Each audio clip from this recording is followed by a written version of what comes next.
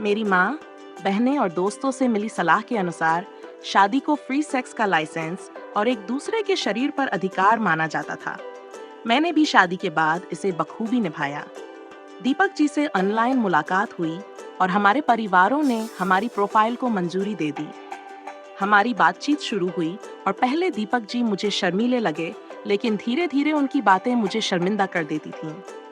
उन्होंने मुझसे पूछा, तुम्हारे पति से क्या उम्मीदें हैं? मैंने लंबी चौड़ी लिस्ट गिना दी।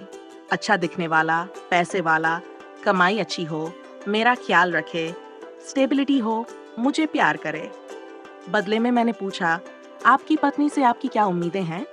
जवाब आया, बस हर परिस्थिति में मेरा साथ दे और परिवार की इज्जत करे। ये सुनकर मुझे थोड़ी शर्मिंदगी हुई, क्योंकि मैंने तो ढेर सारी अपेक्षाएं गिना दी थीं और ये सिर्फ 2 बातें बोले। मैंने पूछा, आप अपनी पत्नी को अच्छी दिखने वाली नहीं चाहते? उन्होंने कहा, अच्छी दिखने वाली पत्नी पाकर क्या करूंगा अगर विपरीत परिस्थिति में वो मेरा साथ न दे? उनकी बातों ने मेरा दिल जीत लिया और अरेंज मैरिज धीरे धीरे लव मैरिज में बदल गई। हमारी शादी अच्छे से हो गई और मैंने सुना था कि शादी फ्री अनलिमिटेड सेक्स का लाइसेंस है। उसी आधार पर जिंदगी जीना शुरू किया। किसी भी पुरुष को अगर स्त्री भरपूर सेक्स का आनंद दे तो वह पूरी तरह से मुरीद हो जाता है और मैंने भी ऐसा अनुभव किया। लेकिन एक पुरुष हमेशा ऐसा नहीं हो। मेरे पति होटल इंडस्ट्री में नौकरी करी थे और 2021 में महामारी के कारण उनकी नौकरी चली गई। घर का माहौल नीरस हो गया और खर्च के लिए सोचना पड़ता था।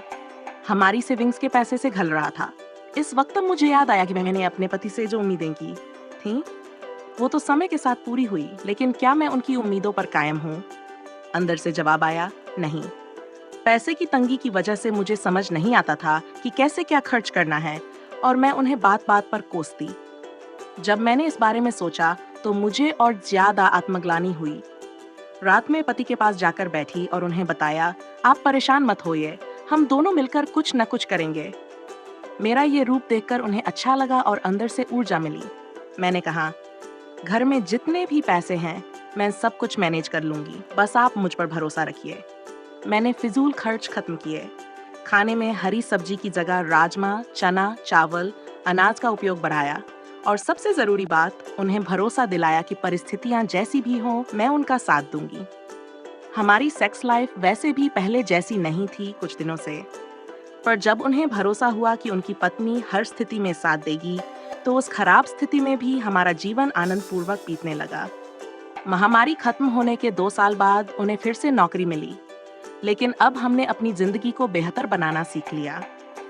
अब हम पहले से ज्यादा अच्छे दोस्त और हमसफर हैं, जिन्हें एक दूसरे पर भरोसा है कि दुनिया इधर उधर हो जाए लेकिन हम साथ रहेंगे।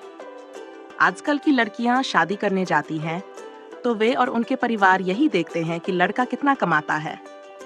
वे लड़के की मोटी कमाई की खपत करने को तैयार हैं, लेकिन विपरीत परिस्थितियों के लिए नहीं।